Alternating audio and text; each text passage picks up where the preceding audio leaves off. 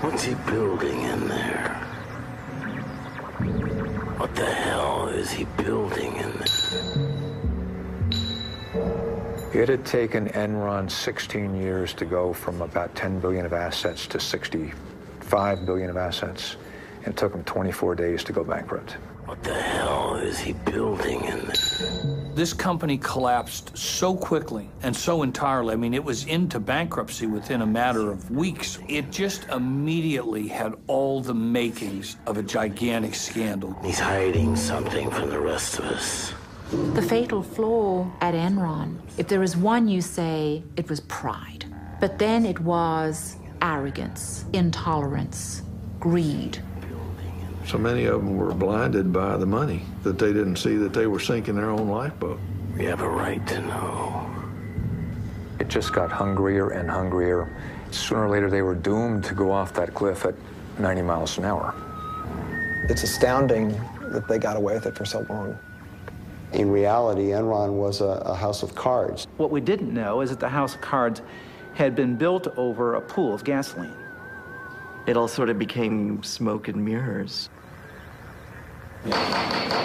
Committee will come to order. This is a case of America's largest corporate bankruptcy. The question here is what happened, who was responsible for it happening, and what can we do to prevent this sort of thing from happening again? I think the Enron story is so fascinating because people perceive it as a story that's about numbers, that it's somehow about all these complicated transactions. But in reality, it's a story about people, and it's really a human tragedy.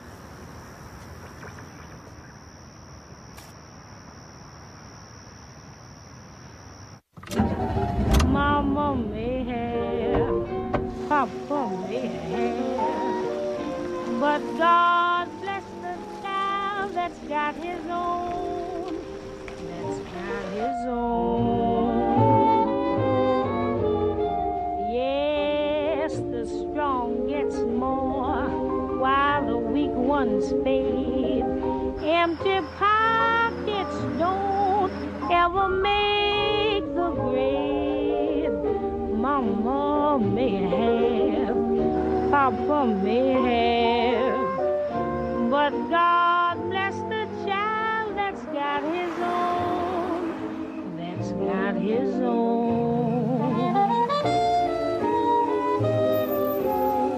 Money, you got lots of friends crowding round the door.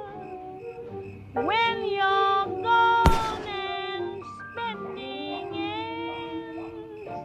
On this date at 2:23 a.m., Sugarland Police discovered John C. Baxter located inside his vehicle with an apparent gunshot wound to the head. At this time, there has been a suicide note located. Sort of, can you give us any indication whether this was related to Enron's bankruptcy? We do know that he was an Enron employee, but as far as any other indications of why he committed suicide, no, we do not.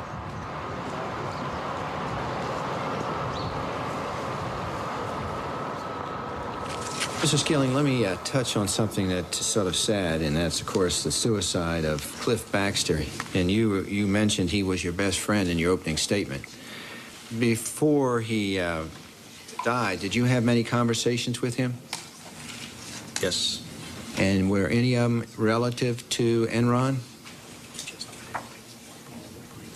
Yes. There's no one that knew Cliff toward the end that didn't realize that he was heartbroken by what had happened. And Cliff came over to my house, and he said, they're calling us child molesters. He says that will never wash off. But, Mr. Skilling, you don't believe that. I don't believe what? You don't believe that the press and everybody calling Cliff Baxter or yourself or anybody on the board of directors denigrating or tainting you, you don't think it's accurate. It's what you're saying to us here today. I do not believe I did not do anything wrong that was not in the interest, and all the time that I worked for Enron Corporation, that was in the interest of the shareholders of the company. Ultimately, who was responsible for the downfall of Enron? Only a few years ago, Enron was the nation's 7th largest corporation, valued at almost $70 billion. Pundits praised the company as a new business model. This trading floor was manned by America's best and brightest, charting the futures of energy and power. And high above each with a private staircase, Ken Lay and Jeff Skilling had built their own plush staterooms. They were known as the smartest guys in the room, captains of a ship too powerful to ever go down. In the Titanic, the captain went down with the ship. In Enron, it looks to me like the captain first gave himself and some friends a bonus, then lowered himself and the top folks down in the lifeboat, and then hollered up and said, by the way, everything's going to be just fine. Like Skilling, Ken Lay said he hadn't done anything wrong. Word with you real quick, we're seeing it. Really not this morning. Thank you. Beyond the financial issues, some suspected a political conspiracy. Enron had been the largest corporate contributor to the first presidential campaign of George W. Bush. This is not a political issue. It is a business issue. You know, Enron had made contributions to a lot of people around Washington, D.C. And if they came to this administration looking for help, they didn't find any. To say no help here is like I did not have political relations with that man, Mr. Lay. What about the fact that George W. Bush calls Ken Lay Kenny Boy? That's my nickname for my husband, which he overheard. So it wasn't original with the president? Certainly wasn't. According to published reports, your husband earned about $300 million in compensation and stocks from Enron over the last 4 years. What happened to all that money? It's gone. It's gone. There's nothing left. Fuck, Will. This is the shredded evidence that we got that came out of Enron. We very quickly determined that the insiders had sold off $1 billion of their stock in the preceding several months. Did you convert stock worth $66 million? I don't know, but I don't Would that have be the records surprising with to me. you to learn that you did that? No, that would not be surprising. Mr. Fasto got only $30 million in stock proceeds from Enron, but he took another $30 million out with his side deals. I think there was just an immediate sense of outrage at Lay and Skilling and Fastow when people realized how much they had profited and how completely artificial the appearance of this company had been. News of shredding at Enron raised more questions. What answers were lost in the torn documents? 20,000 employees had lost their jobs. $2 billion in pensions and retirement funds had disappeared. Was Enron the work of a few bad men or the dark shadow of the American dream?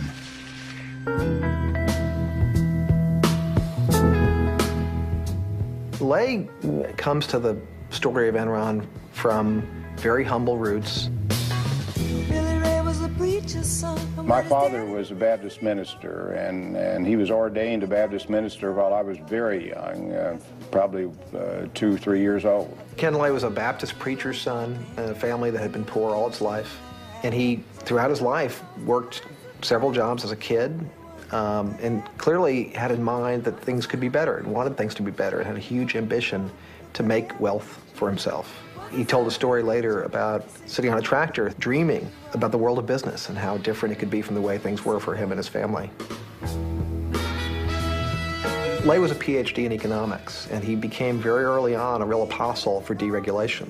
He was way ahead of the curve on this. He was thinking about energy markets that would be deregulated, and in particular, a natural gas industry that was shackled by regulation. And he pushed aggressively in Washington to change all of that. Who could ever reach me was the son of a preacher man. In Washington, Lay became part of a new crusade to liberate businessmen from the rules and regulations of government. Government is not the solution to our problem. Government is the problem. The societies which have achieved the most spectacular, broad-based economic progress in the shortest period of time are not the most tightly controlled, not necessarily the biggest in size, or the wealthiest in natural resources. No, what unites them all is their willingness to believe in the magic of the marketplace. That old black magic has me in its spell. The magic power of deregulation pushed Ken Lay to found Enron in 1985. Through a merger of vast networks of natural gas pipelines, Lay thought Enron would be poised to take advantage of the government's decision to let gas prices float with the currents of the market.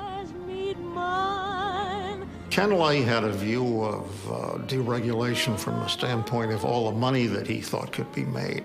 Ken Lay wasn't alone. A couple of Texas oilmen shared his views on how to get government out of the energy business. I think they could sort of understand each other. It was, professional courtesy between a sidewinder and a timber rattlesnake.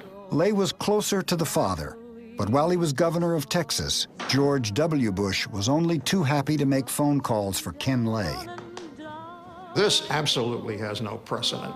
This is by far and away the most important major relationship of a presidential family with a single corporation in American history. When Rich Kinder, one of Enron's executives, left the company, Lay arranged for a video Valentine. Rich, I've been asked to think of one thing I could say to you on your departure from Enron, and it'd be this: don't leave Texas. Well, Rich, you have been fantastic to the Bush family. I don't think anybody did more than you did to support George. And of course, at this stage in my life, and Barbara's too, that's what really matters, your family and your friends. Early on, George Bush Sr. helped secure billions in government subsidies for Enron International, and he helped promote Lay as deregulation's ambassador-at-large. Enron is a company that deals with everyone with absolute integrity. We want people to leave a transaction with Enron thinking that they've been dealt with in the highest possible way as far as integrity and truthfulness. He always wrapped himself in the cloak of moral rectitude. But there was one episode early on that raised questions about whether he was actually walking the walk. This was the Enron oil scandal, also known as the Valhalla scandal. While you were at Arthur Andersen, were you involved in an investigation at a company called Enron Oil? Yes, I was. The issue with the company in 1987 involved the misappropriation of monies by two traders. In 1987, two oil traders made bets for Enron on whether the price of oil would rise or fall. Oil trading is like gambling. Sometimes you win, sometimes you lose. But Enron Oil always seemed to win, much to Ken Lay's delight. I tried to explain to Ken Lay the tremendous risk that you have in that market. You can lose 10 times your original investment. A veteran trader, Mike Muckleroy, was suspicious of Enron Oil's steady, high profits. Well, this oil trading business had profits that nobody could really understand, and in fact that many of Ken Lay's lieutenants questioned.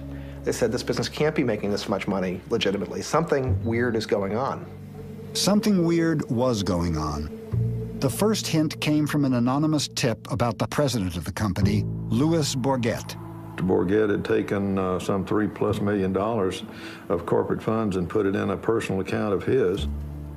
There were offshore accounts, phony books, and a trail that led from the company's treasurer, Tom Mastroeni, to a mysterious Lebanese speculator no one could find, M. Yass. What name did you suspect that was? My ass, and M. Smart. I said, that's Maxwell Smart. I mean, these guys are playing games. Bourget and Mastroeni were summoned to Houston. First, they presented falsified bank records to Enron.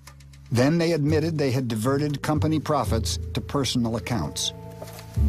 It was brought to the attention of the Enron board. Auditors were brought in as well to look at the whole thing.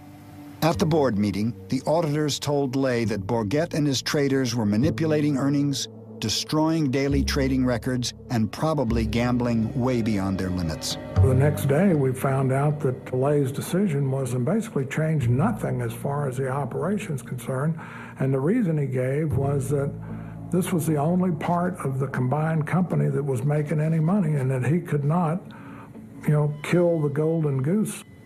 The traders weren't fired or even disciplined. Instead, Enron sent a telex to Bourget. Please keep making us millions. Instead of reducing Enron's risk, Lay encouraged his traders to gamble more. But then, their luck changed.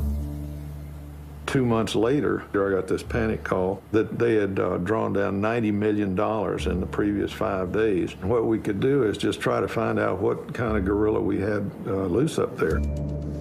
McElroy hopped on the next plane to New York.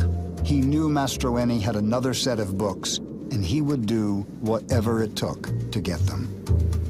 I basically stood over Tom and I told him one of two things was going to happen. Either one of the trading partners that was crooked with Bourget, who was a German arms dealer, was going to kill him, or I was. I said, I'll track you down and find you no matter where you go, and sooner or later I'll get you.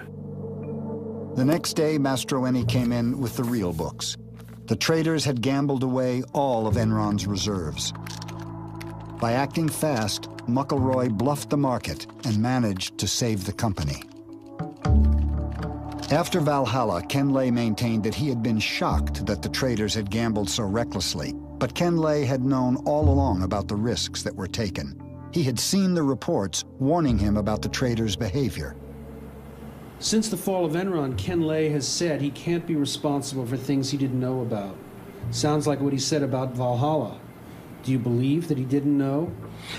I can answer only for one. I can answer for Valhalla because Ken Lay did in fact know about this thing because I had told him myself. The auditors adamantly told Mr. Ken Lay that the 2 rogue traders should be fired.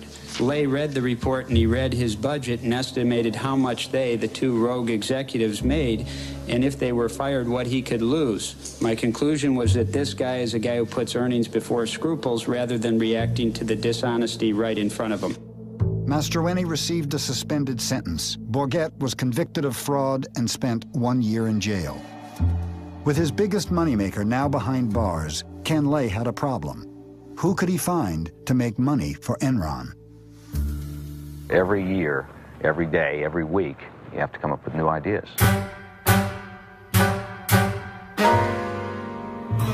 I'm going straight to the top. Whoa.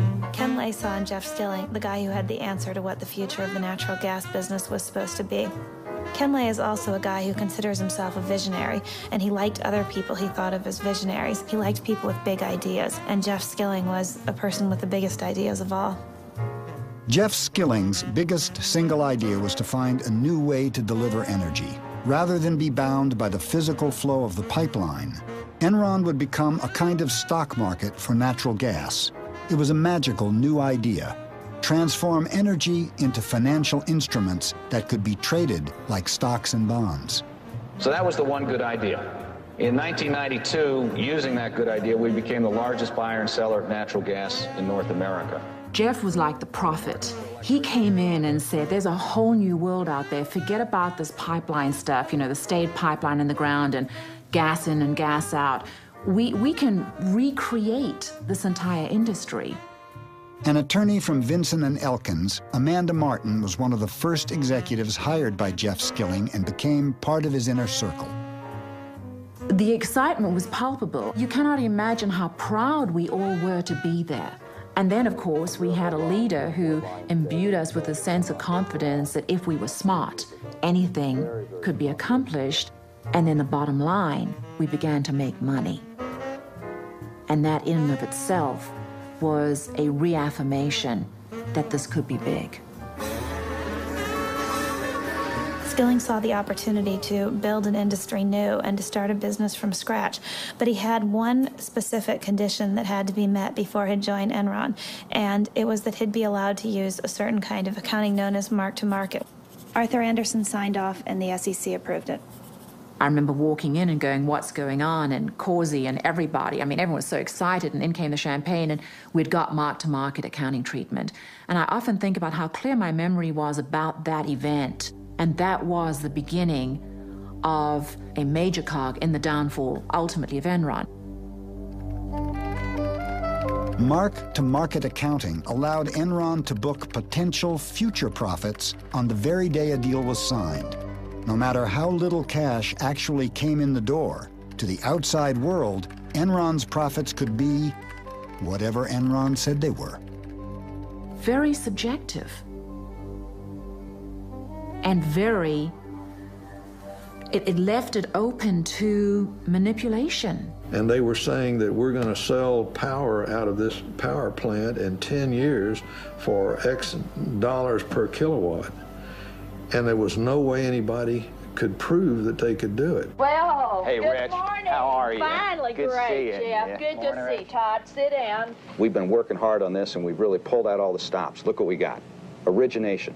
We did $20 million last year. We think we can do $120 million this year. Trading. We did $10 million last year. We think we can do 64 this year. This is the key. We're going to move from mark-to-market accounting to something I call HFV, hypothetical future value accounting. Whoa! If we do that, we can add a gazillion dollars to the bottom line. Whoa, Jeff! All right, that sounds fantastic. Oh, Jeff, thank you. That's just superb performance. And you're going to go far, my boy. Probably president of the company one day. You think so? I think. He really believed that the idea was everything, and that when you came up with an idea, you should be able to book the profits from that idea right away. Because otherwise, some lesser man was taking the profits from the idea that some greater man had come up with in the past. When Jeff Skilling applied to Harvard Business School, the professor asked him if he was smart. He replied, "I'm fucking smart." One of his favorite books was The Selfish Gene, about the ways human nature is steered by greed and competition in the service of passing on our genes. At Enron, Skilling wanted to set free the basic instincts of survival of the fittest. Jeff had a very Darwinian view of how the world worked. He was famous for saying once in Enron's early years that money was the only thing that motivated people. Skilling's notion of how the world should work really trickled down and affected everything about how Enron did business. He instituted a system known as the PRC, or Performance Review Committee. It required that people be graded from a 1 to a 5, and roughly 10% of people had to be a 5, and those people were supposed to be fired. Hence, this came to be known as rank and yank. I personally am convinced that the PRC process is the most important process that we conduct as a company. I've never heard of a company yet that would be successful terminating 15% of their people every year just to satisfy the fact that the other employees had to vote on them. And so when you're being evaluated by that group, you are getting direct communication from Ken and me about what the objectives of the company are and how you fit with those objectives. It was a brutal process. The ability for a 25-year-old to go in and to be reviewed and to be superior, and as a consequence, get a $5 million bonus. I don't think that's repeated in many places in corporate America. Our culture is a tough culture. It is a very, very aggressive culture. 8 million on new deals. At Enron, no one was more aggressive than the traders. If I'm on the way to my boss's office to argue about my compensation, and if I step on somebody's throat on the way, that doubles it, well, I'll stomp on the guy's throat. You know, that's how people work. Is that your $4.5 million? On the trading side, we got to be the biggest, baddest house in town. And by necessity, if you wanted to be in the market, you had to deal with Enron. Try to reconcile your big numbers here. Enron's traders were like the super powerful high school clique that even the principal doesn't dare to rein in. They had become the major engine of at least reported profits at the company. They took Jeff Skilling and Ken Lay's belief in free markets and turned it into an ideology. But they pitch it almost as a new economic religion. Enron Online will change the markets for many, many commodities. It is creating an open, transparent marketplace that replaces the dark, blind system that existed. It is real simple. You turn on your computer, and it's right there. That's our vision. We're trying to change the world.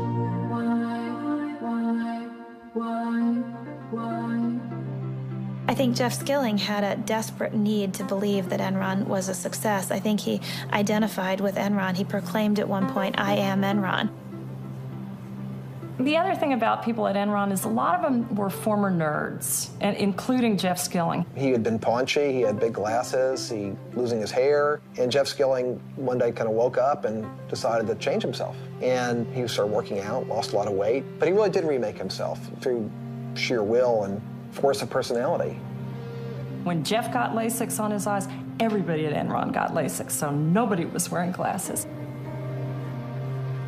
I think Jeff Skilling is really a tragic figure in a classic sense of the word. He's a guy that people describe as incandescently brilliant, but he's also a guy who is radically different than he at times portrays himself. He's portrayed himself as somebody who has very tightly monitored risk. In reality, he's a gambler. He gambled away huge sums of money before he was 20 years old by making wild bets on the market. To Jeff Skilling, risk was glamorous. He was a huge risk taker. He actually talked about wanting to go on trips that were so perilous that someone could actually die.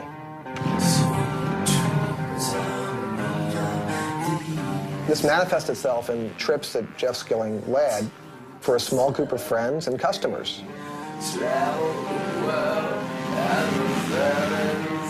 A core cadre of Enron guys used to go on these wild adventures. Andy Fastow would go, Ken Rice would go. The trips were legend. You know, we can sit and think about what strange insecurities they were trying to overcome, but it made them feel good as men. And they took a particularly memorable trip to the Baja, 1,200 miles in very rugged terrain in Mexico. This is a trip where people crash bikes. Ken Rice was on the trip and he busted a lip and required a bunch of stitches. People broke bones. One guy flipped a Jeep and almost got killed. Those sorts of stories at Enron became legend, and it fed the whole macho culture of the place.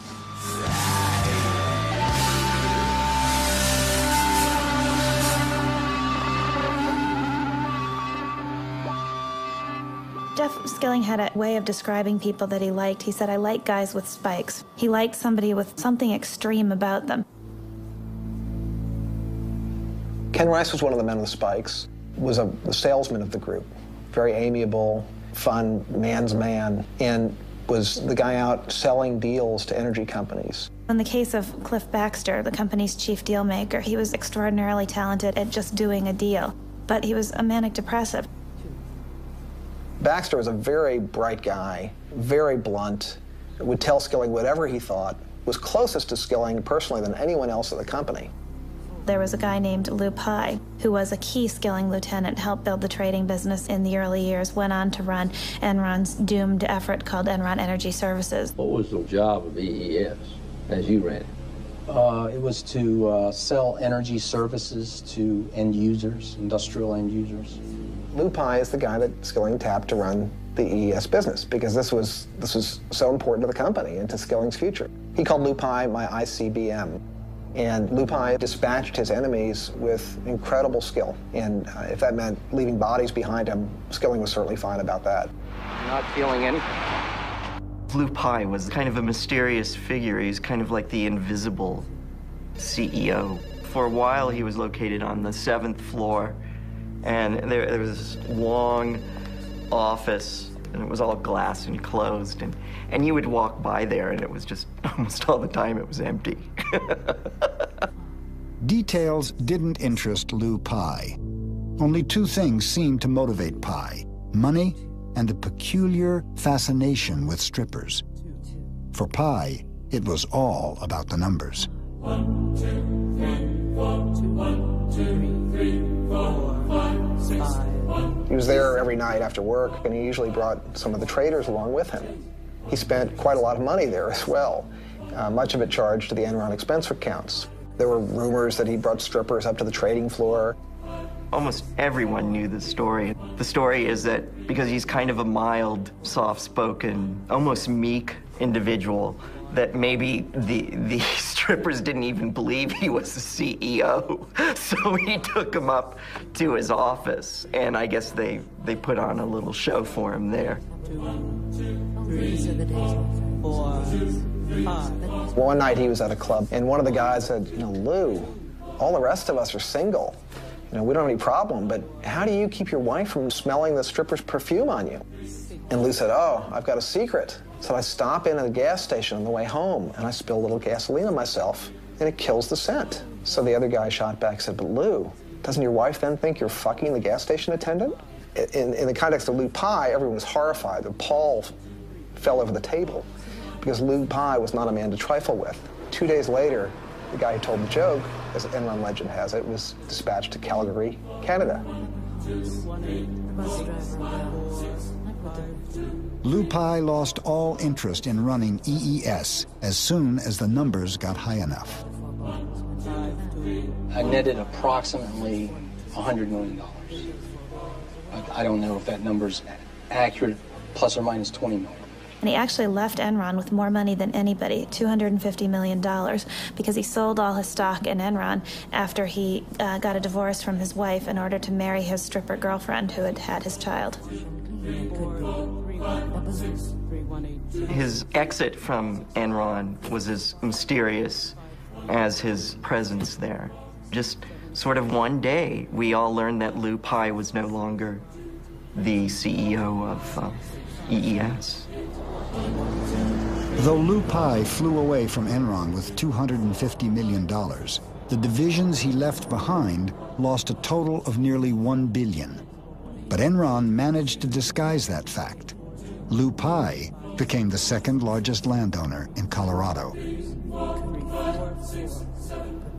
It was the number. It was always making those numbers and looking, it was, to me, the real mythology is high school mythology, that, you wanted to be the most popular guy on Wall Street and you were going to do whatever you had to do to stay there. And Jeff understood those rules better than I think anyone else.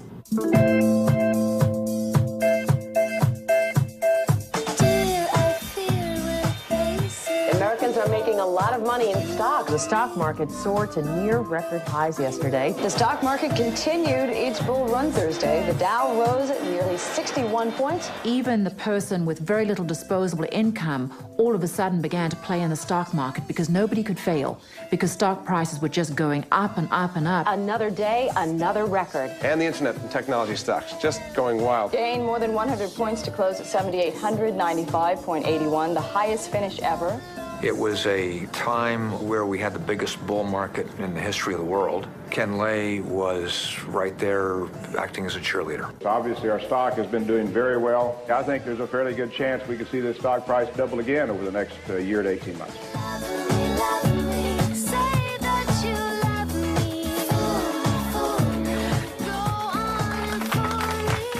Enron mounted a campaign to capture the hearts and minds of stock analysts. The natural gas stocks include Enron. We're never satisfied, and I don't want us to ever be satisfied with the stock price. It should always be higher. Enron posted a 30% jump in second quarter profits as web-based trading boosted its wholesale energy business. The game was played on Wall Street in such an established way throughout the 1990s. As long as a company met or exceeded the analyst projections for quarterly earnings per share, the stock went higher. The game was called pump and dump. Top execs would push the stock price up and then cash in their multi-million-dollar options. People at Enron got paid in large part through stock. Everyone had a huge stake in seeing the stock price go up. And it was driven very clearly by the profits every single quarter. They're exceedingly conscious of that. Skilling was, and everyone else in the company was. They posted the stock price in the elevator. You were surrounded by the health of the company. What's the stock price doing? We were consumed by it.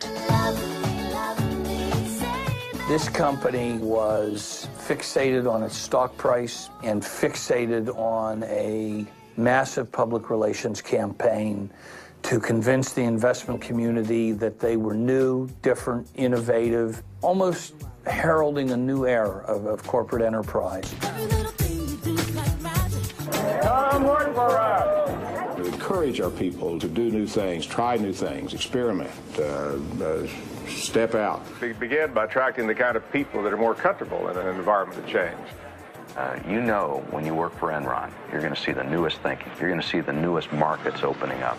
Enron Online, a fabulous, fabulous story. Probably put on. They were so good at their acting that they convinced corporate America that they were smarter than anyone else. Alan, with our sincere thanks and admiration, we are pleased and indeed honored to award you the Enron Prize for Distinguished Public Service. power business continues to grow up 25%. They continue to sell the company as being a very stable place where it could predictably increase profits 10 to 15% a year. In fact, to get to those numbers, Enron was doing all sorts of questionable things, taking enormous risks. We like risk because you make money by taking risk. Gotta take time to do new things. Can be tough, gotta move. Do what you wanna do. Who to tell you not to? By all accounts, Enron was soaring. Be afraid no matter who you are, no matter who you be. But in reality, profits weren't going up. They were headed in the opposite direction. Enron had vast natural gas operations all over the world. They had cost billions to build, and most were performing terribly. But in other places in the world, in India, great quarter and great year in India. Phase 1 of Dabhol is in operation, generating power. Phase 2 is financed and is under construction. My experience indicated there were certain places that you assiduously stayed away from, and one of them, as an example, was India. They built this power plant in India. Nobody else would do that at the time. They were terrified of investing in India. Enron did it, and did it in a big way. But Enron had failed to see something basic. India couldn't afford to pay for the power Enron's plant produced. Now, Dabhol is a ruin. Though it lost $1 billion on the project, Enron paid out multi-million-dollar bonuses to executives based on imaginary profits that never arrived. Where was the real money going to come from? Of course, the pressure was enormous. You had to come up with the next idea that would break through. Failure was not an option. A flurry of buyouts in the corporate world. The biggest, Enron, announcing a buyout of Portland General. The merger with PGE put Enron in the electricity business, and Portland General's position on the West Coast gave Enron access to the newly deregulated market of California. The merger, we think, it uniquely positions us to ultimately become the largest marketer of electricity and natural gas at both the wholesale and retail level nationwide. What brought all this on was with deregulation. They said that we would not survive unless we joined forces. Enron, I'd never heard of them until they were going to buy us. They slid in here, and when they purchased PGE, all the PGE stock became Enron. Just went through, stamped every one of them. I looked around me, and all the guys that were buying all this Enron, they were doubling their money. And that whole time since then, I put the maximum I could into my 401 and savings. Portland General, again, good earnings and cash flow. It's what they call in Wall Street a trust me story. People that had been gas pipeline workers for decades kept all their money in the company because they thought it was as traditional and safe an investment as it had always been, and it wasn't anything close to that. Should we invest all of our 401k in Enron stock? Absolutely. Don't you guys agree?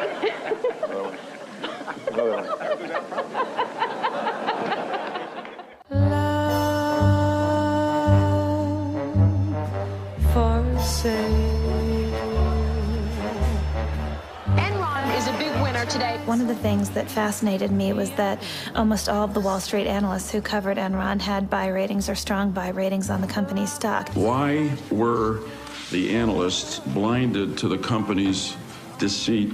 We relied on the information that was available at the time. I trusted the integrity of the company's certified financial statements and the representations of the company's management. And we've been absolutely upfront with the analysts. Jeff Skilling was the critical component in creating the Enron illusion. Time and time again, when we had a question to the sell-side analysts that they couldn't answer, the response was, I'll give Jeff a call. I'll run this by Jeff. By giving Jeff a call, the analysts weren't analyzing at all. They were willing to believe virtually anything Enron told them.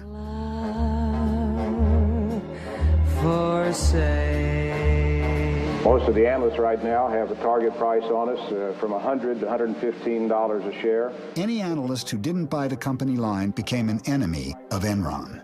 Enron's CFO, Andy Fastow, had his eye on John Olson, one of the only analysts skeptical of the Enron story. Enron loved analyst strong buy recommendations. Merrill was informed by Fastow, either you get somebody who is on board with us and has a strong buy recommendation and loves us at the same time, or we don't do any business with you. I knew that my days were numbered. This is an abuse. Merrill Lynch fired John Olson.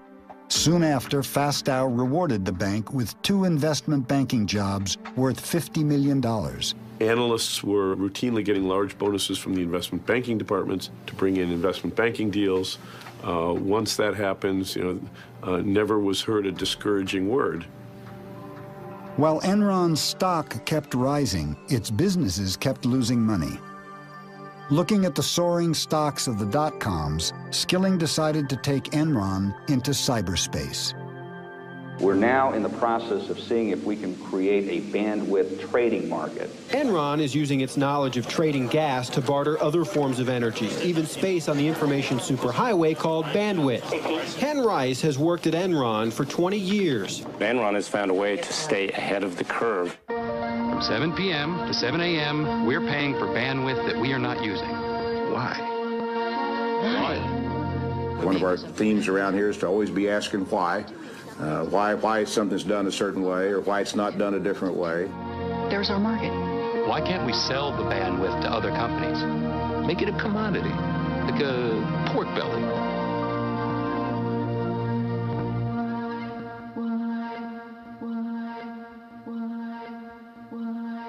Just last week, Enron captivated Wall Street with its bold move into broadband, teaming up with Blockbuster to deliver movies on demand. It was like being at a religious cult meeting. People started jumping up from their seats with their cell phones and their BlackBerries, running out to the halls to call their bosses. One analyst summed up his recommendation to investors in one word: wow. Enron's stock soared 34% in 2 days. And you can tell from the response in the stock market that they like the strategy. It makes sense. They announced that they had developed the technology. It would be in test markets by the end of the year. And the technology works. The quality is great, and the customers like it, so we've made a lot of progress. The truth was that Enron was just struggling with the technology for video on demand. The technology didn't work, and the deal with Blockbuster soon collapsed. But with the magic of mark-to-market, Enron used future projections to book $53 million in earnings on a deal that didn't make a penny. By the end of the year 2000, Enron was running out of ways to make the broadband business look successful. They'd tried every trick in the bag to try to create the illusion of a business where there was none, and the people who were working there were getting increasingly desperate. The executives started selling their stock. By Enron's collapse, Ken Rice had sold $53 million. Ken Lay had sold $300 million. Cliff Baxter, $35 million. Jeff Skilling, $200 million. As the fraud is perpetuated, all the various lies and artifices begin to convince the ringmaster, if you will, himself, that it's this own bizarre reality. That in fact the fraud is the reality. The perception is the reality. And as long as you can keep the perception going on, it really isn't a fraud. You spoke about bandwidth trading. What about weather options or futures? How is that market developing? Yeah, we have a market in weather. When Enron announced its latest plan to trade weather, people wondered whether it was good science or science fiction. Did the weather guys get punished here if the weather is wrong? I mean, they're predicting. Do you have any whip marks on your back there, Mike? Well, it's unfortunate. That's a good call. Jeff, as time went on, had a harder time admitting things were wrong. And I have to believe that, when the lights went out at night, he knew what was coming.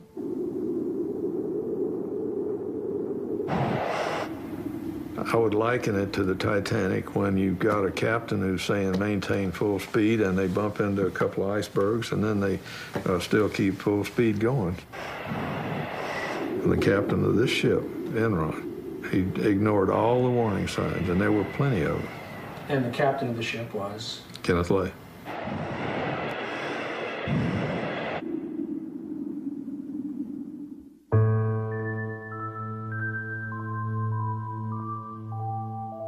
It was one of the bloodiest days in Wall Street history. Who was it? Shares plummeted 31%. Tech stocks led Friday's fierce sell-off. This is really a great wake-up call. Millions of nervous investors following the huge drop on Friday. The Dow Jones... Enron was especially a big deal by the end of the year 2000 because by then most internet companies had already begun to fall and everybody on Wall Street was looking for the next big thing.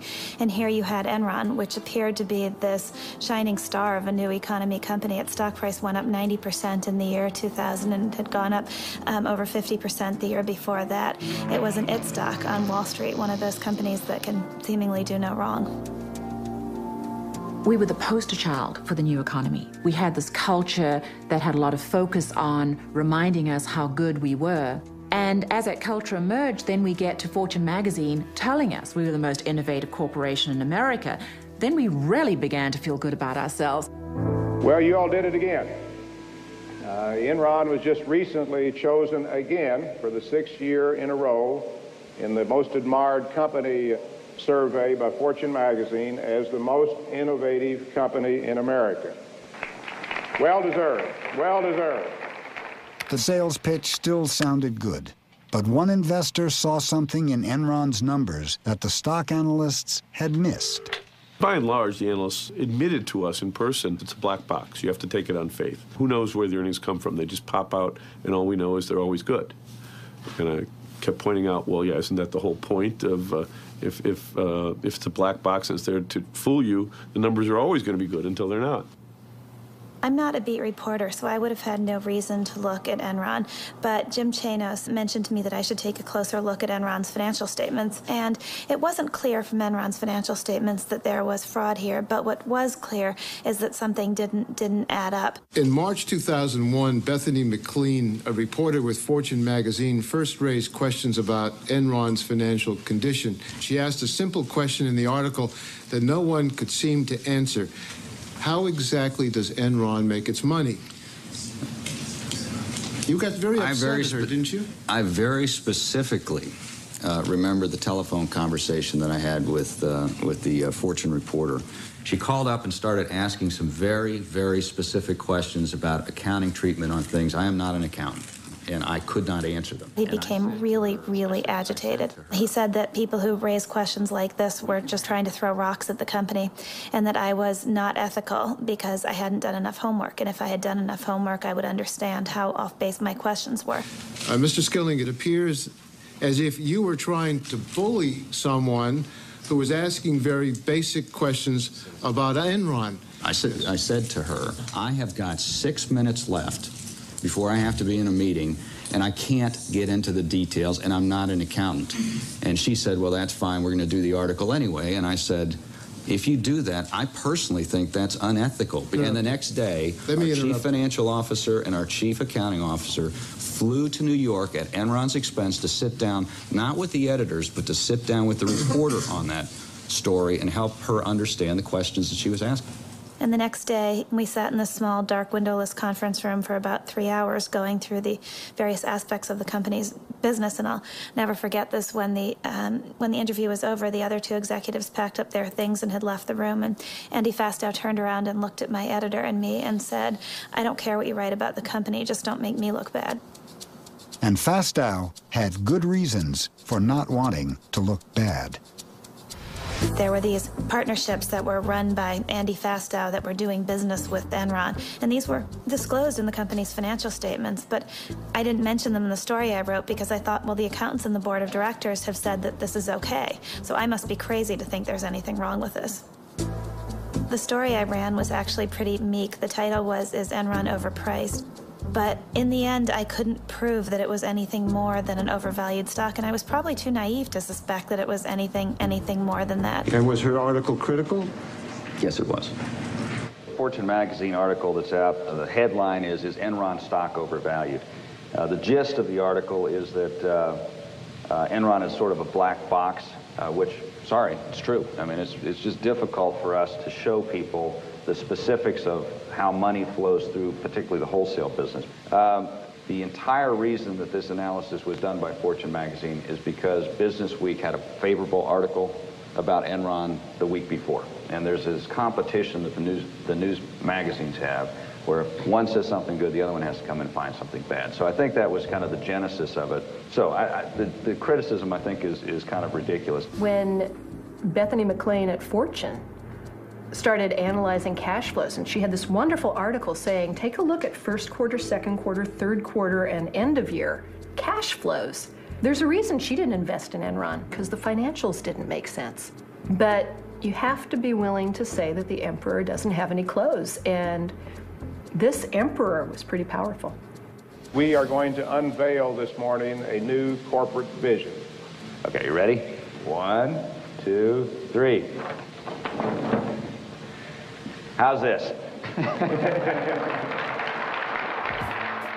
It's really hard to know when Enron first crossed the line into outright fraud, but there isn't any doubt about who the guy was who led them there. It was a protege of Jeff Skilling's by the name of Andy Fastow.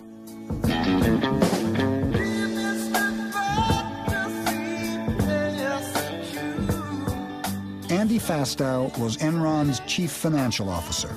His job was to cover up the fact that Enron was becoming a financial fantasy land. Enron essentially was losing money on a cash basis year after year, and yet it was reporting profits. So it was defying the laws of financial gravity, and the way it was doing it was with something called structured finance. And the maestro of all that at Enron was Andy Fastow.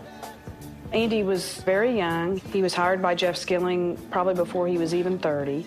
And he idolized Jeff Skilling, and he certainly wanted to please the boss. To please the boss, Fastow had to figure out a way to keep the stock price up by hiding the fact that Enron was $30 billion in debt. People pressured by the need to keep the stock price up begin to cheat a little bit, but then the next quarter comes along and you have to cheat a little more to do the new cheating to make up for the old cheating. And before long, you've created a momentum that now you can't stop. Fastow created hundreds of special companies to perform a magic trick, prop up Enron's stock by making its debt disappear. To outside investors, it looked like cash was coming in the door. In fact, Enron was just stashing its debt in Fastow's companies where investors couldn't see it. It was black magic. It really was. You were pulling some rabbits out of a hat. To make us so happy. They could bury debt, they could bury losses. Many of the companies had exotic names: Jedi, Chuko, Raptors. LJM was Fastow's most ambitious creation. It would work magic for Enron, and it would allow Fastow to conjure $45 million for himself. Andy, in many ways, was someone we all knew didn't have a strong moral compass. It's almost like Jeff Skilling said, okay, we're hitting some troubled times. Let's set up Andy so we can fill the earnings holes when we need to, knowing that Andy would probably skim a little bit off each transaction for himself. There's a body heat kind of angle to this, you know, where Skilling is Kathleen Turner and Andy is William Hurt. You know, in the end, he got suckered into helping all the executives meet their earnings. What I wish, in retrospect, I wish I'd never heard of LJM. Is it your contention that you knew of it and it was appropriate? Arthur Anderson and our lawyers had taken a very hard look at this structure and they believed it was appropriate. But if the theory is that Fastow went rogue somewhere deep in the jungles of Enron and was the sole agent of the apocalypse, I just don't buy it. Skilling, Lay, and the Enron board had signed off on Fastow's LJM funds.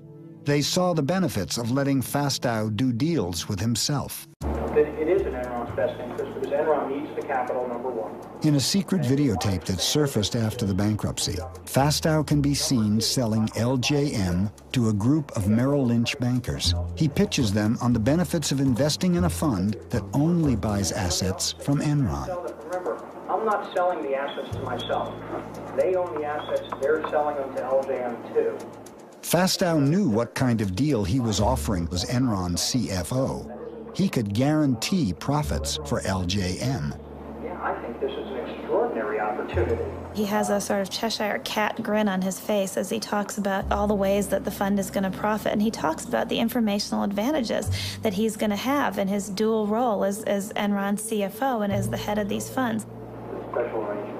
There is never any question that I will be on both sides of the transaction. I will always be on the LJM side of the transaction. He was general partner of LJM while at the same time being CFO of Enron. Now, that's a whole nother ball of wax when you want to talk about that conflict of interest, because no human being should be put in a situation where every single transaction they decide whether they're looking after Enron's best interests or their limited partners, because this LJM partnership existed solely to do business with Enron. As you would expect, Andy, as chief financial officer of Enron, is heavily banked, so to speak. And as a result, there are 5 or 6 of the name brand banks who have stepped up and said they'll commit to this. Commit they did, and why not? Fastow was letting them gamble with Enron's chips. Fastow was using Enron stock as collateral for a lot of these things. They were betting their own company on the transactions. With a prospect of returns that would exceed 2,000%, 96 individual bankers invested in LJM, and America's major banks put up as much as $25 million each. It's sort of a who's who of Wall Street. J.P. Morgan Chase, CS First Boston, Citibank, Merrill Lynch, Deutsche Bank. These are some of the premier investment banks in the world. It's hard for us to poke holes in this. Good. It's just amazing how skilled Enron and Andy Fastow were at working Wall Street, playing on Wall Street's greed in order to get money out of them. To quote Lenin, they were the investment bankers' useful idiots.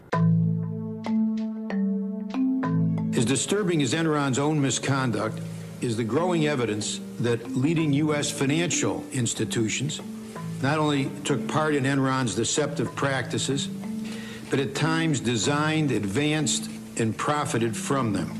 The Enron fraud is the story of synergistic corruption. There are supposed to be checks and balances in the system. The lawyers are supposed to say no. The accountants are supposed to say no. The bankers are supposed to say no, but no one who was supposed to say no said no. They all took their share of the money from the fraud and put it in their pockets. Enron paid its advisors well. In 2001, the accounting firm Arthur Andersen received $1 million a week. Enron's law firm, Vinson & Elkins, did nearly as well. Everyone had their hand out at the table. They were all being paid, and as long as Enron continued, they received their fees. They were a part of the process. So it's hard now to say, oh, we didn't know anything. Had we known then what we know now about Enron's practices, we would not have engaged in these transactions with Enron. The facts that we now have come to light about Enron, however, were not known at the time. I believe that the Citigroup professionals involved with these transactions acted in good faith. I'd like you here to look at one Citi email, Exhibit 333I. The email trail here is all too lurid. Oh, for instance, one email I remember where the banker writes, Enron loves these deals. They produce cash, but they don't have to show the debt on the balance sheet. Now, a high school student can figure out that the banks were all knowing participants in this wrongdoing. Merrill Lynch assisted Enron in cooking its books by pretending to purchase an existing Enron asset when it was really engaged in a loan. The accounting sham involved the sale of an interest in 3 Nigerian barges. Nigeria is a long way from Manhattan, yet for some reason toward the end of the fourth quarter in 1999, Merrill Lynch suddenly decided to buy 3 Nigerian power barges from Enron. Nigerian power barges have nothing to do with Merrill Lynch's business. It was a blatantly illegal transaction. It was just taking the barges, getting them off Enron's books, having Merrill Lynch, if you will, warehouse them for 5 months, and then buying them back. Mr. Martin, you've testified here today that there was no guarantee, and you said that under oath.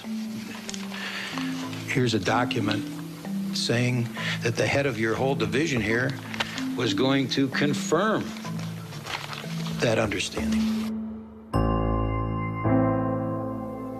Over the year 2001, Skilling became increasingly despondent. He'd always been a moody guy, but people who knew him said he became just increasingly volatile. He'd show up for work unshaven, looking blurry-eyed. And I think it was the battle of holding these two totally disjointed thoughts in his mind at the same time. One is Enron, a superstar company, and the other of feeling like it was all crumbling away. The first cracks in Skilling's public image appeared in a conference call with analysts in April 2001. And then Jeff Skilling took questions. And about midway through the session, there was a questioner who was sort of aggressively wondering out loud why it was that Enron, as a financial services company, in effect, could not release a balance sheet with its earnings statement like most financial institutions do. You're the only financial institution that can't produce a balance sheet or a cash flow statement with their earnings.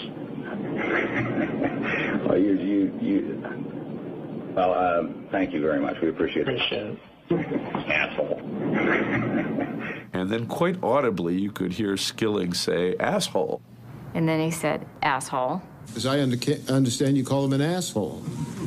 And this just caused unbelievable amounts of consternation all across Wall Street because people thought a Fortune 500 CEO losing it like this, publicly calling an investor an asshole. If I could go back and redo things, I would not now have used the term that I used. Mark Palmer, Enron's chief PR guy, even ran a note up to Skilling telling him to apologize, and he just took the piece of paper and tucked it under the pile of papers on his desk. And afterwards, Enron's traders, who had erupted in cheers when Skilling called this guy an asshole, made him a sign. There was a play off Enron's motto, Ask Why, and the sign said, Ask Why, asshole. My personal feeling was that Jeff looked at the numbers, and he knew that we were in a massive hole. It was the only time, but I saw him truly, truly worried about keeping the stock price up.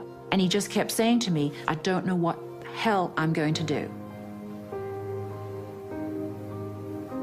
The broadband business was in complete meltdown.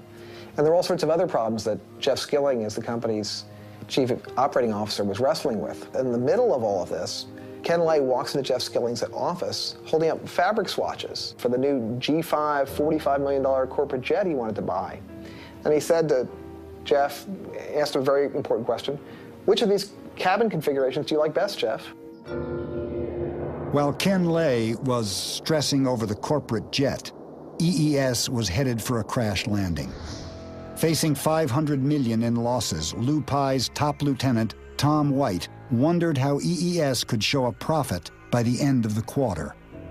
One of the things that was always a strange occurrence at Enron was for weeks before a quarterly report, we would be under the impression that we weren't going to make our numbers. But then somehow, miraculously, we always made the numbers and then some. But then a question was asked to Tom White, how is it that we made the numbers? And his answer was one word, California.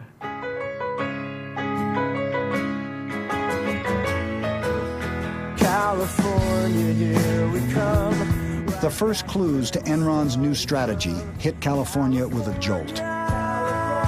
It started at noon, rolling across the state. Sacramento, San Francisco, Beverly Hills, Long Beach, San Diego. 26,000 miles of California power lines, enough to circle the earth.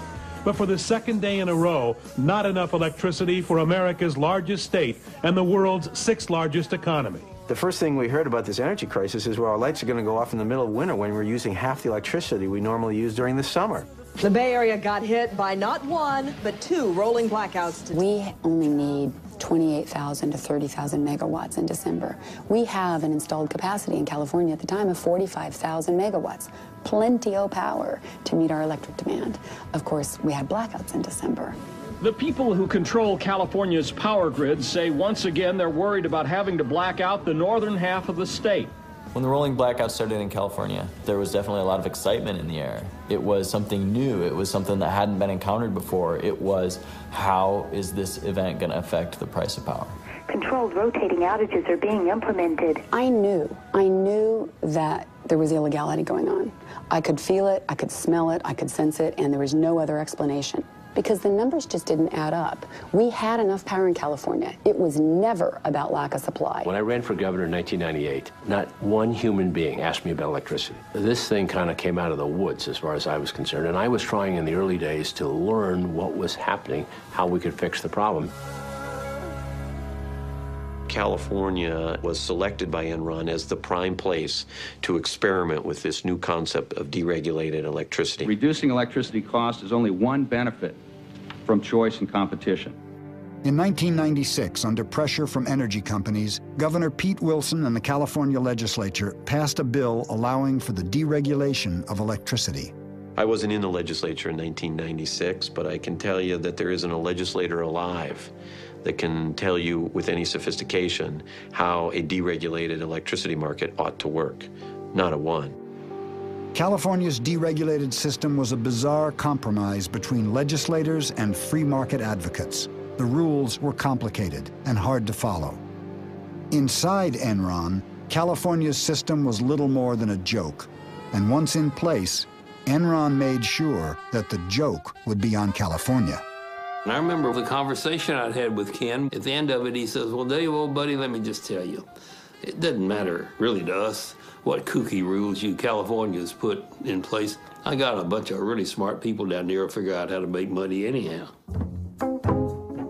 One of the smartest guys at Enron was Tim Belden, who ran the West Coast trading desk. Tim Belden was a fervent believer in the idea of free markets, and as such, he spent hours poring over the new rules for the deregulation of California's energy industry, looking for loopholes that Enron could exploit to make money. He found plenty. After the bankruptcy, a confidential memo surfaced revealing the names of Belden's strategies to game the California market. Wheel out, get shorty, fat boy. Recently, audio tapes of the Enron traders were discovered. What do you want to call this project? I have a catchy name for that. How about, something friendly like Death Star?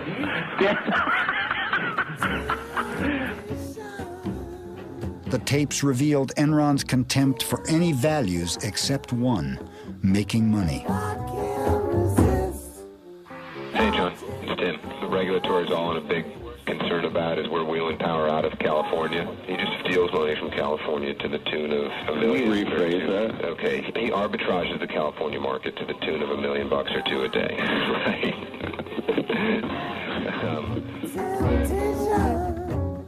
An arbitrage opportunity has been defined to me as any opportunity to make abnormal profit. So an abnormal profit would be returns above and beyond the norm. I was told that a good trader is a creative trader, and a creative trader is a trader that can find arbitrage opportunities. One of those opportunities was called Ricochet.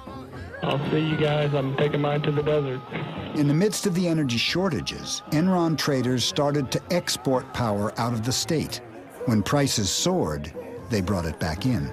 So we fucking export like a motherfucker. You're getting rich. Trying to. Traders would stay after a 12-hour shift and pore over maps of the Western energy grid. What are the permutations and combinations of ways to move power around the West? And I think that that's something that Enron knew better than any other energy marketer in the country, period. We know all of the California imports. We know all of the California load.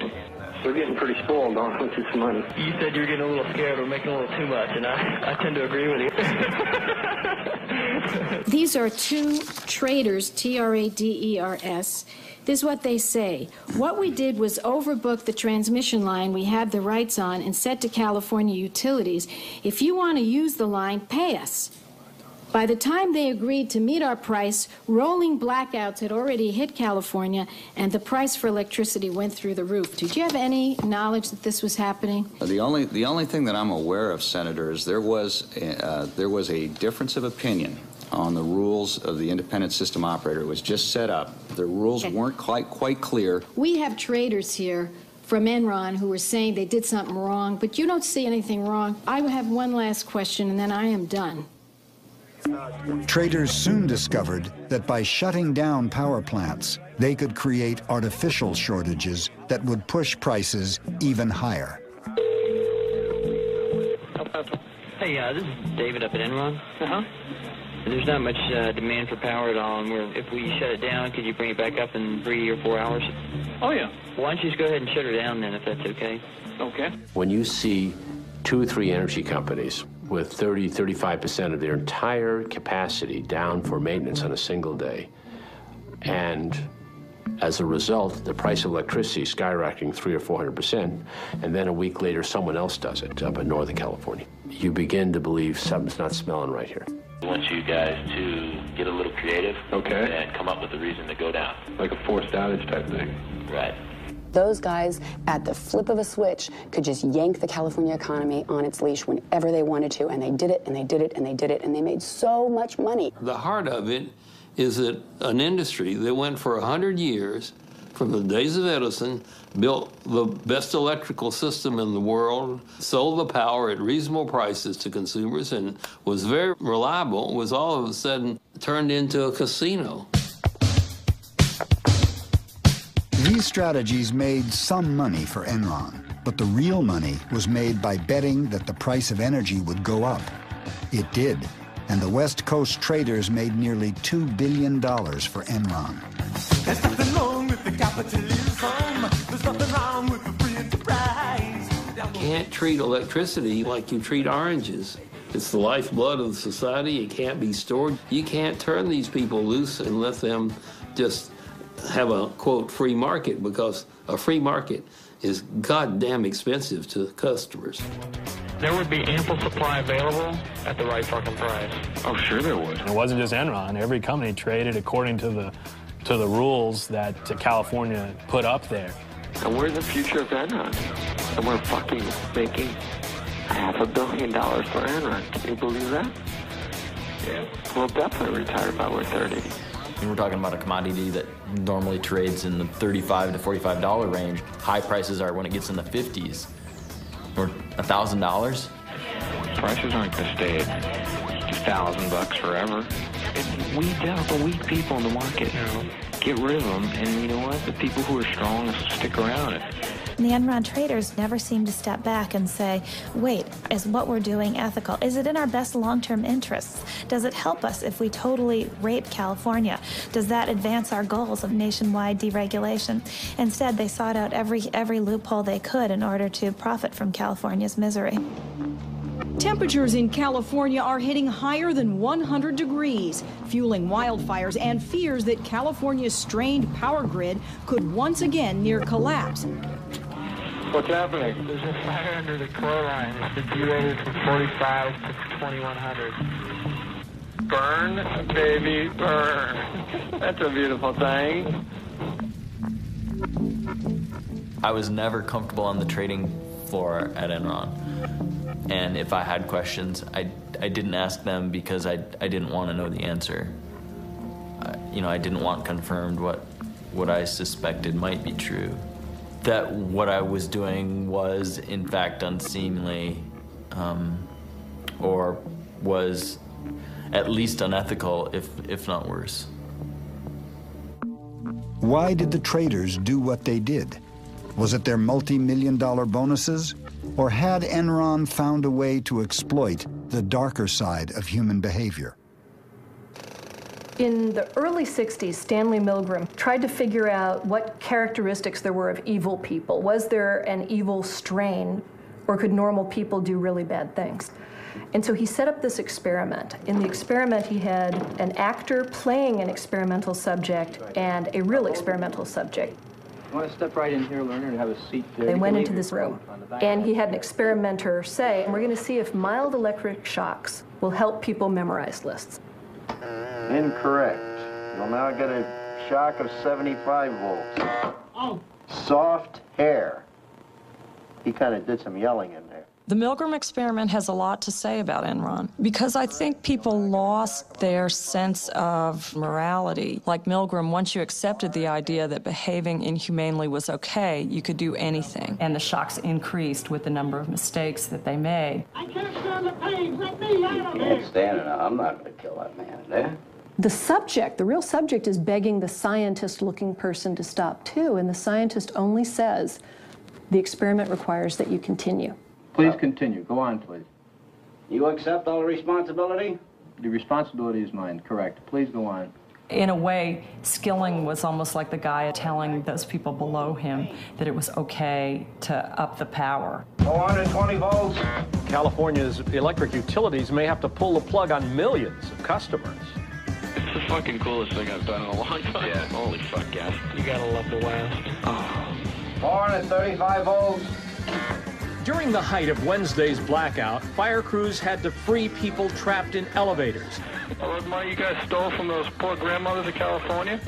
Yeah, Grandma Millie, man. But she's the one who couldn't figure out how to fucking vote on the butterfly ballot. Now she wants her fucking money back for all the power you charged right up her ass.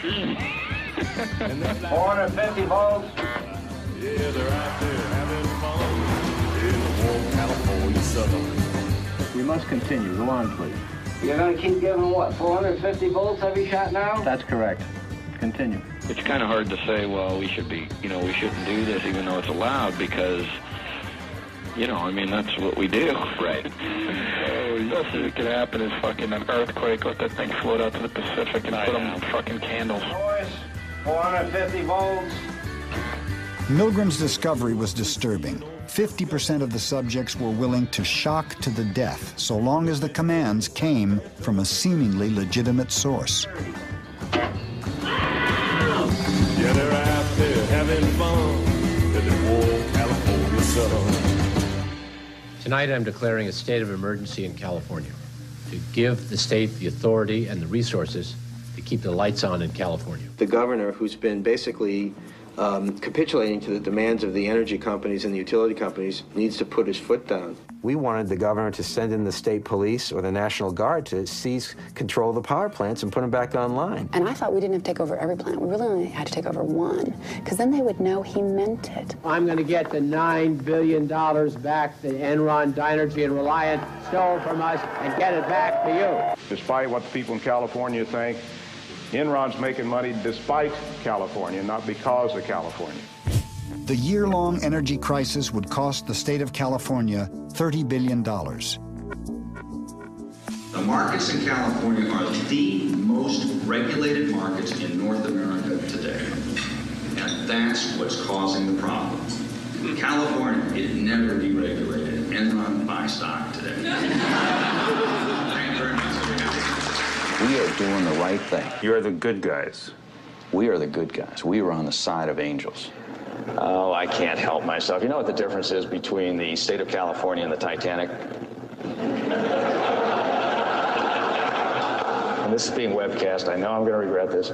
At least when the Titanic went down, the lights were on.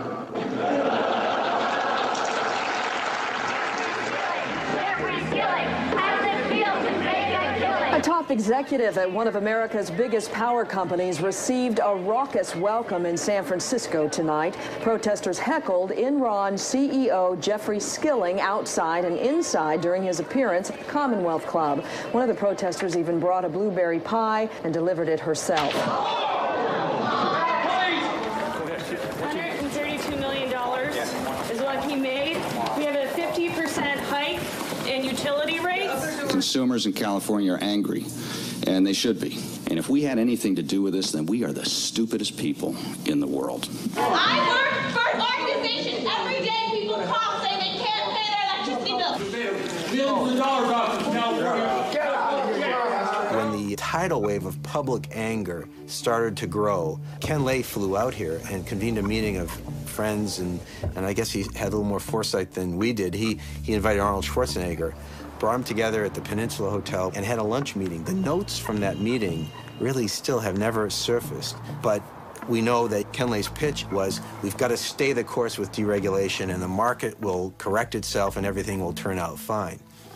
Now, at the time, we didn't understand really why he was so concerned, but now we do. The fact is that Ken Lay was out here because he understood that Enron itself was a house of cards, and if deregulation were to collapse, that Enron itself would collapse. But Ken Lay had a trump card. In the midst of the energy crisis, his friend George W. Bush became president. I, George Walker Bush, do solemnly swear. I, George Walker Bush, do solemnly swear. Ken Lay's going to be Secretary of Energy. Get out of here. No. How great would that be for all the players in the market? It'd be great. I'd love to see Ken Lay be Secretary of Energy. Ken Lay did have easy access to the Bush administration. On April 17th, he met with Vice President Dick Cheney and strongly argued against the imposition of federal price caps in California. We're doing everything we can to help in California on a short-term basis. There's not a lot you can do. You can't manufacture kilowatts in the West Wing of the White House. We're fighting with both hands tied behind our back. We no longer have the power to stop this. If the federal government doesn't help us, we're a dead duck. At the time, Gray Davis was a likely candidate to run for president. Ken Lay knew that might give his friend George Bush a political reason to oppose California's appeals for federal price controls. They know full well my administration's belief that price controls will not solve the problem. His view was that the federal government really shouldn't get involved. This is California's problem. And I'm saying, with all due respect, Mr. President, our law said the federal government regulates this. So it is your problem. And you make appointments to the Federal Energy Regulatory Commission. So we had a polite but spirited discussion on that. And he says, I just can't be of help to you on that. As I said from the very beginning of my administration, we'll work to help California in any way we can. And the best way we can is to be good citizens. FERC, the federal agency which regulates energy in America, refused to intervene. What was FERC doing, and why was it not taking action? The chairman of FERC was Pat Wood, the man Ken Lay had personally recommended for the job. It was easy for FERC to do Enron's bidding because all they had to do was do nothing, which they did very well. Federal regulators are being pressured to act by the now Democratic-controlled Senate, where hearings... A Democratic Senate forced FERC to impose regional price caps. That ended the energy crisis, but not the political one. Did Ken Lay and George Bush have a political agenda to blame the energy crisis on Gray Davis? Hello? It's one of those only in California stories. The state's unpopular governor, Gray Davis, beset by an ailing economy and a $38 billion budget deficit, faces possible recall. And rumored as a possible replacement for Davis, movie star Arnold Schwarzenegger. The Terminator? We'll see whether he's back or not. Gray Davis has terminated opportunities, and now it's time we terminate Gray Davis.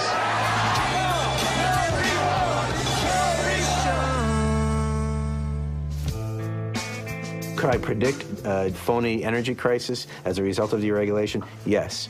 Could I predict that Arnold Schwarzenegger would be our governor as a result of deregulation? Never would have come up with that. That's like a bad science fiction movie. Apparently we have all been wrong. It is pronounced California. Ladies and gentlemen, the governor of the great state of California, Arnold Schwarzenegger.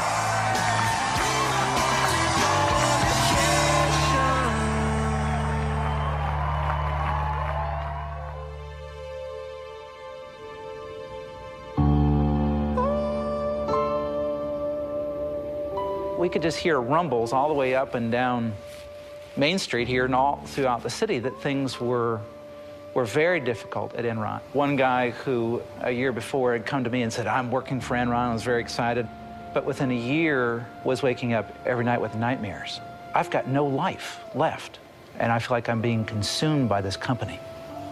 As doubts began to surface about the company and the erratic behavior of its CEO, Enron's stock began to fall. I remember one of the most poignant meetings I'd ever had with Jeff. I had left Enron, and I had come over to talk about whether or not I would return to Enron. I said, Jeff, you've got a real problem. The traders, they will cut your throat if they think it will get them to the trough sooner. Jeff was silent. And he looked out the window, and he looked back at me and he said, yeah, Amanda, you're most likely right. By the end, the traders ran Enron. You know, the inmates had taken over the asylum. All through the summer, the stock continued to decline. There was a buzz that a major announcement was going to take place, but we all thought that Ken Lay was leaving Enron and that he had been asked by the Bush administration to join his administration. But that wasn't the case at all. It was Jeff Skilling announcing that he was stepping down as a CEO, and that took everyone by surprise. No one could believe that.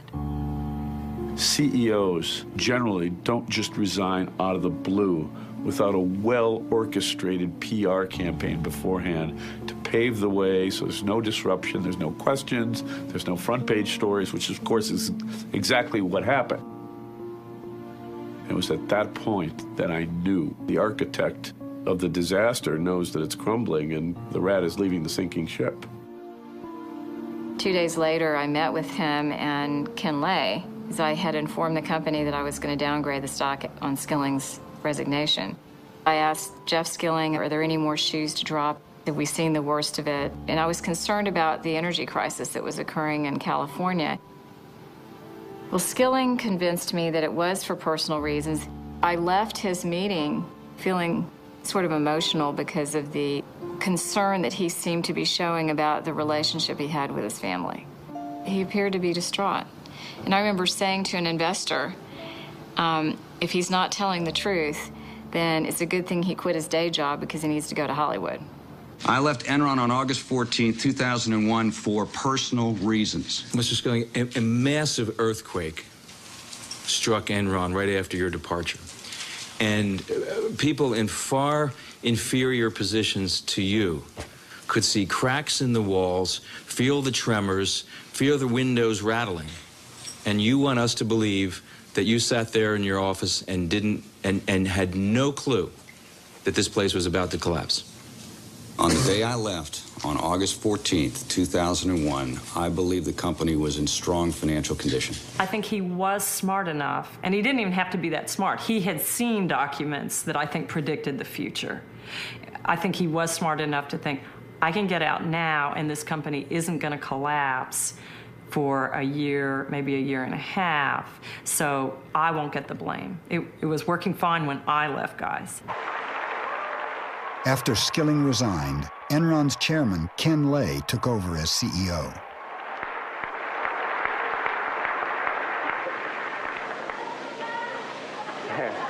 Boy, I didn't expect that. But thank you. Thank you very much. Well, I'm delighted to be back. I'm sorry Jeff did resign. It was a stunning announcement that he was stepping down as the CEO.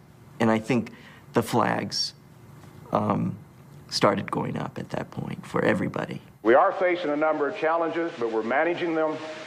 Indeed, I think the worst of that's behind us, and the business is doing great. We're not the only stock that's decreased in value this year. It's just that we've been hit a little harder than many others. If a few of these other problems disappear, like California, like India, I think the worst is over, and I'm excited. August 14th, 2001, Jeff Skilling abruptly resigns. And that made me angry. It made loads of employees angry. I mean, there was a real sense of betrayal by the employees. I mean, this was, you know, Jim Jones feeding us the Kool-Aid and then deciding not to drink it himself. The day after Skilling resigned, Sharon Watkins sent a letter to Ken Lay.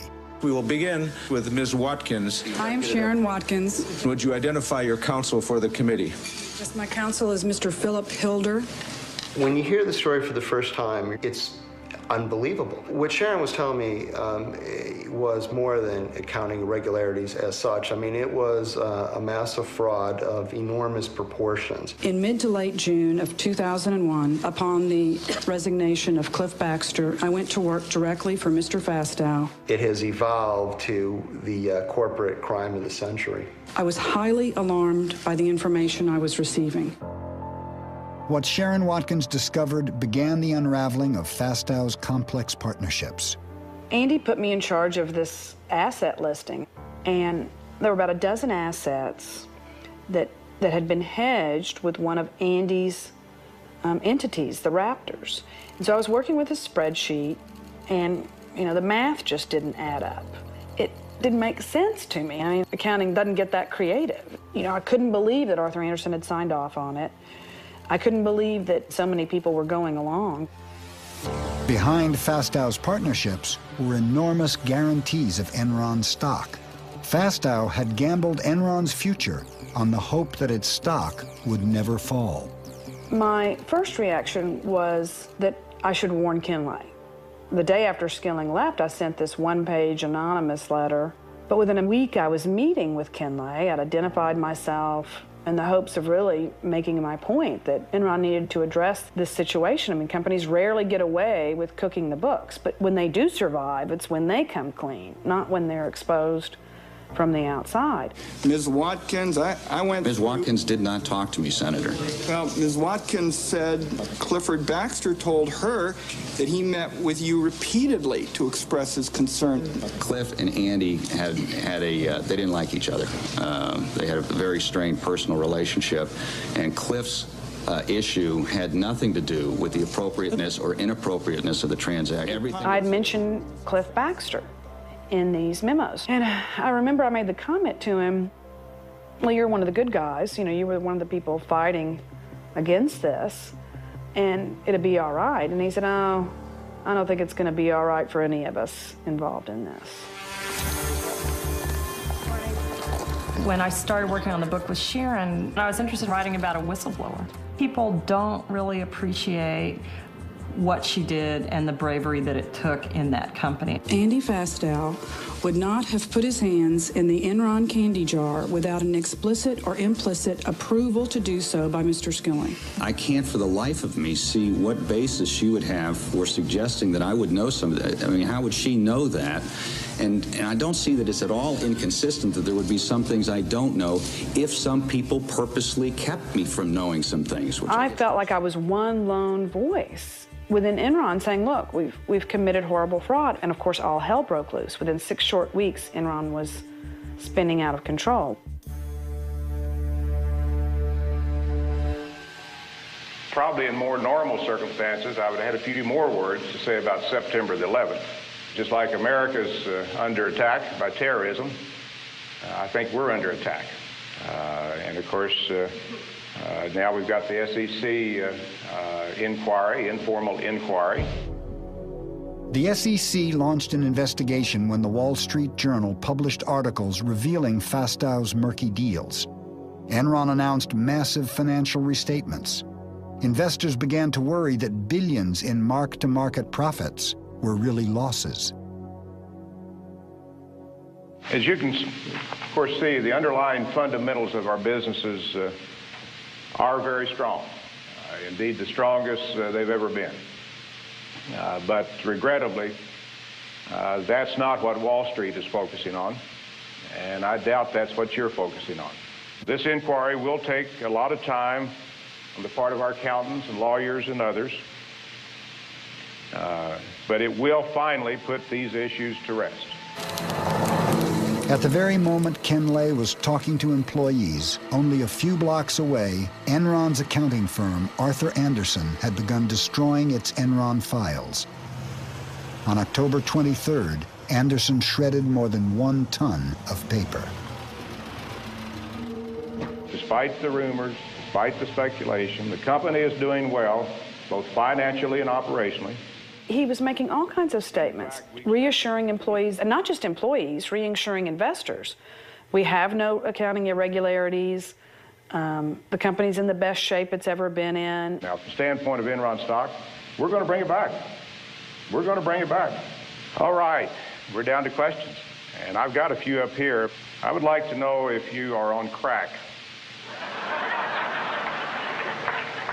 If so, that would explain a lot. If not, you may want to start because it's going to be a long time before we trust you again.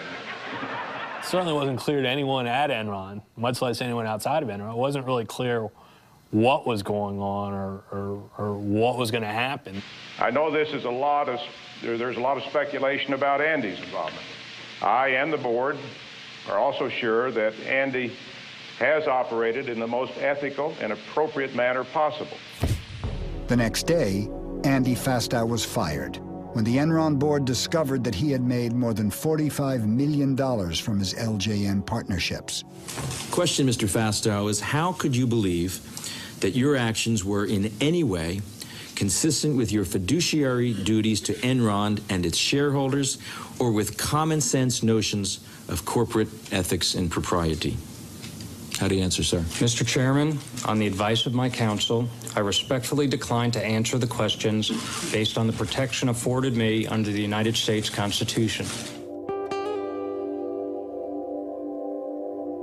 Andy, in many ways, I think he was set up as the fall guy. All of the Enron executives were saying, there's your man, Andy Fastow, he's the crook. You know, he's the one that stole from Enron, stole from LJM, he's the one that cooked the books, go after him. I've thought about this and thought about this, and it couldn't have just been a few executives at Enron that made this happen. If you think of the banks involved, Chase, Morgan, Citibank, the billions in loans, Arthur Anderson. What about Vincent and Elkins, the lawyers that represented us? There had to have been complicity across the board because it was all too easy. All too easy.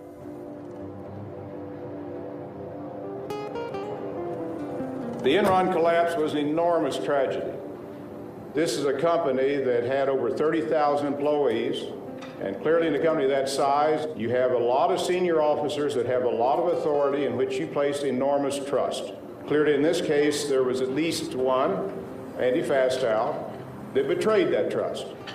To the extent that I did not know what he was doing, that he obviously didn't share with me what he was doing, then indeed I cannot take responsibility for what he did. I never heard him say I take responsibility for a thing. Sounded to me like the wonderful movie Chicago. I was reminded of the puppet strings and the dancers and the tap dancing and pointing at the gun, the gun, the gun. I mean, everybody's in step but Johnny. I continue to grieve, as does my family, over the loss of the company. Linda and I saw our net worth reduced from several $100 million down to something less than $20 million on a net worth basis. And of course, as you said, about $1 million or less in liquidity. I don't know whether I'd be rather be shot as a crook or as an idiot. I believe the only venue for me is the ride of broken dreams. Oh, you mean the Enron ride? Let's go. Enron hit the national psyche. It hit it as sort of the time-tested lesson, and that is if it looks too good to be true, sometimes it is.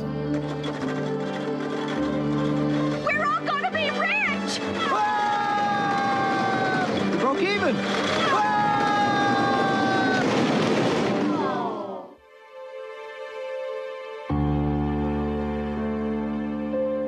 It is my belief that Enron's failure was due to a classic run on the bank.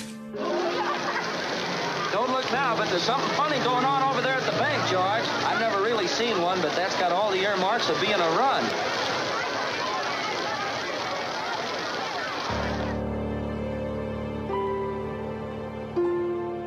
On December 2nd, 2001, less than 4 months after Skilling's resignation, Enron declared bankruptcy.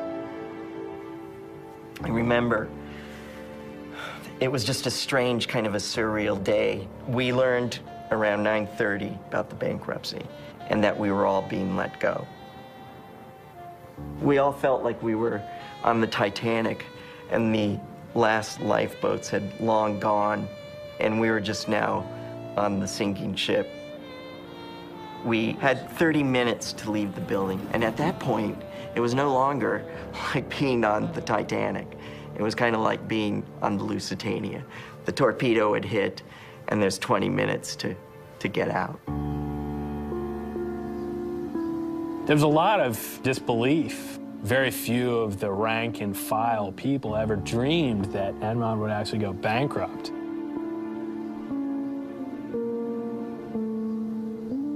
And then all of a sudden, it was like a ghost town. I can remember going into the old building on certain floors late in the afternoon or evening, and it was scary. There'd be like papers blowing around and nobody there, and it was very eerie.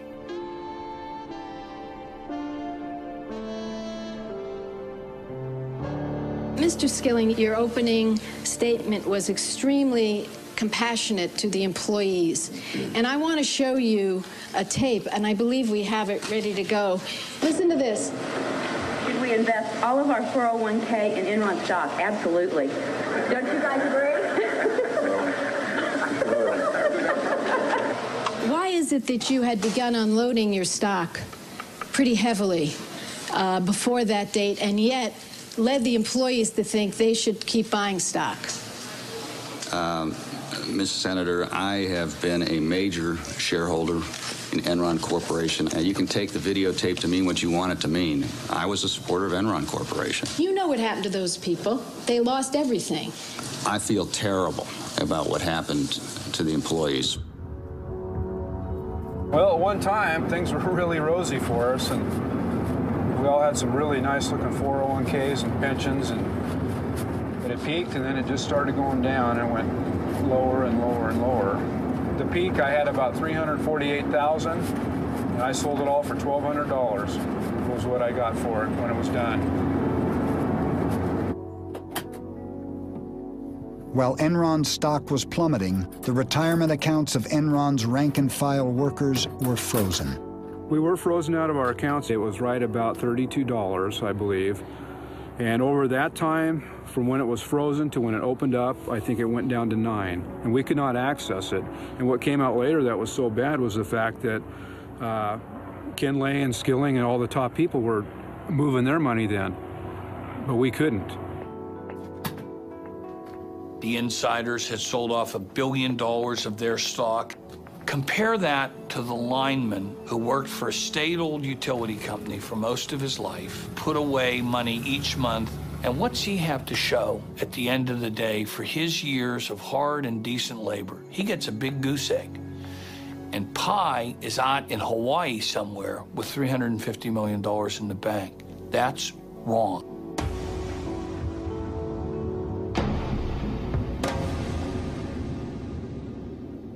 There's still, to this city, a layer of anger and upset. I am still doing counseling 3 years later with some families. With some of those who are most reflective, it's gone to a deeper layer. And they are looking at the corporate culture itself in this country.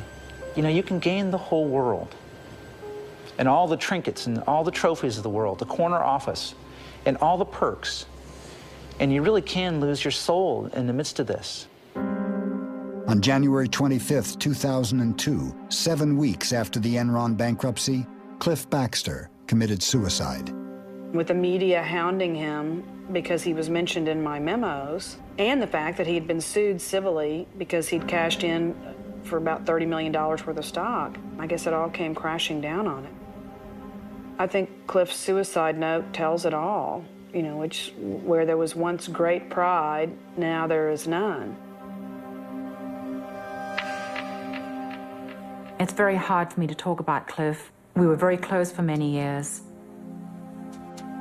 And he was a wonderful, wonderful man. But a lot of who Cliff was tied up in how he had succeeded at Enron. It is hard to look at your life's work and say, it's failed. But you have to take a long, cold look at yourself and say, who was I? Who did I become? And realize that you may have seen your shadow. Andy Fastow pled guilty to conspiracy to commit wire fraud. He agreed to forfeit $23 million in assets. His sentence was reduced to 10 years in exchange for testifying against other Enron executives. Why Enron? Why not WorldCom or Tyco or Global Crossings? Ultimately, in Enron, the fatal flaw was the sense that brains and wiliness could outthink the way that the system eventually will work. In 2004, Jeff Skilling was indicted for insider trading and conspiracy to defraud investors. Pleading innocent, he paid his attorneys a retainer of $23 million to defend him. Enron should not be viewed as an aberration, something that can't happen anywhere else, because it's all about the rationalization that you're not doing anything wrong. We've involved Arthur Andersen, we've involved the lawyers, the bankers know what we're doing. There's a sense, the diffusion of responsibility. Everyone was on the bandwagon, and it can happen again. Enron's accounting firm, Arthur Andersen, was convicted of obstructing justice. With its reputation for honesty destroyed, America's oldest accounting firm fell along with Enron, and 29,000 people lost their jobs. Enron shareholders are suing Enron and its banks for $20 billion. Ken Lay was also indicted for conspiracy to commit fraud. His attorney maintains that no one has been hurt more by the Enron bankruptcy than Ken Lay. Nice of all they could show up this morning. With today's arrest of Ken Lay, the top echelon at Enron has now been called to account for their crimes. Mr. Lay, you have anything to say, sir? A little later today, I'll help. Looking at Enron is like looking at the flip side of so much possibility, because like most things that end terribly, it didn't start out that way. It started with a lot of people who thought they were changing the world, and over time they became victims of their own hubris, victims of their own greed, and so it's like taking so much promise and possibility and looking at it in a mirror and seeing the flip side reflected back at you. I think the larger lesson was what Enron asked of its employees, which was ask why. And, you know, I didn't ask myself why enough. I didn't ask managers why enough. I didn't ask my colleagues why enough.